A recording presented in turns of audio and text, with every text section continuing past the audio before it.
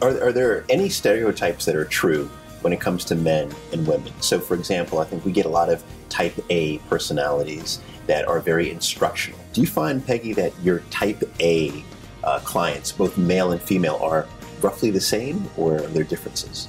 Well, I think they're roughly the same. I think that what's interesting is, for me, how often now I'm hearing from both men and women, sort of in their 40s and their 50s, that they recognize their own type A personalities. And can you please find me a teacher? Can you find me a social worker? Can you find me somebody who is not type A, who doesn't manage a hedge fund, who doesn't have to get up at 7 o'clock in the morning and come back at night? So that they are acknowledging that there's parameters of and limitations of their own personalities, and want something exactly the opposite.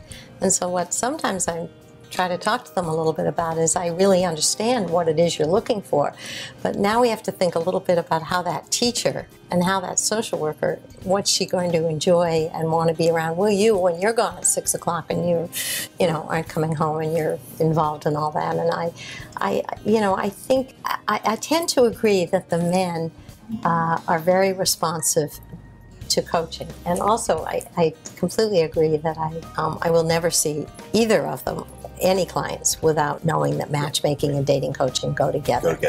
We're all about understanding that whatever you've been doing in the past has not been working. It has not been working, and so there's nothing, that's, the habits are habits, and if you're not going to make some changes, you're just going to have the same results, no matter how old you are, and whether you're a man or whether you're a woman. That's the definition of that's insanity. Ultimately, at the end of the day, we know that there's lots of differences between both men and women when it comes to dating.